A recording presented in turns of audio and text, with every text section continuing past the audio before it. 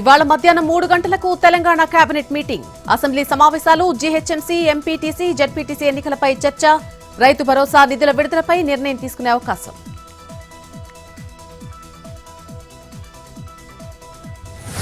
ఇవాళ శాసనమండలికి MLC Anantha Babu driver హత్య case విచారణ పూర్తయ్యే వరకు బెయిల్ కొనసాగుతుందని ఇటీవల సుప్రీం ఆదేశాలు. ఇదే కేసులో అనంతబాబు భార్యను ఏటూగా చేర్చిన పోలీసులు. హైకోర్టులో ఇప్పటికే ముందస్తు బెయిల్ దాఖలు చేసిన లక్ష్మీదుర్గ.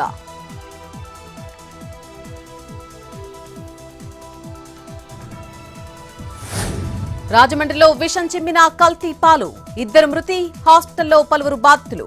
పాల వ్యాపారి గణేష్ అరెస్ట్. సంగారెడ్డి జిల్లా పటాన్చెరులో గంజాయి పట్టివేత, ఒకరిని అరెస్ట్ చేసిన పోలీసులు. నిందితుడి నుంచి 2 కిలోల మత్తు పదార్థాలు సీజ్.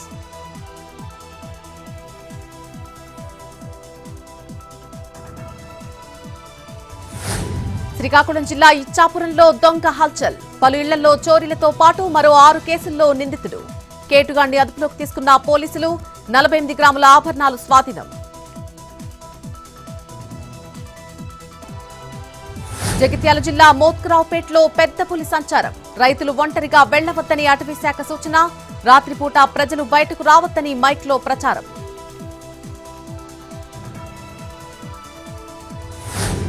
నంద్యాల గాజులపల్లిలో భారీ అగ్ని ప్రమాదం, బిస్కెట్ల ఫ్యాక్టరీ నుంచి అకస్మాత్తుగా ఎగిసిపడ్డ మంటలు, యంత్రాలు, విద్యుత్ పరికరాలు దగ్ధం. కార్మికులకు నైట్ డ్యూటీ లేకపోవడంతో తప్పిన ప్రాణాపాయం. మంటలను అదుపులోకి తెచ్చిన ఫైర్ సిబ్బంది.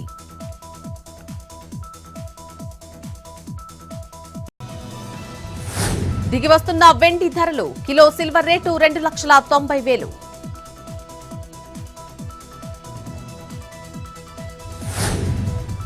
తిరుమలలో పెరిగిన రద్దీ, 25 కంపార్ట్మెంట్లలో వేచి ఉన్న భక్తులు. సర్వదర్శనానికి 15 గంటల సమయం.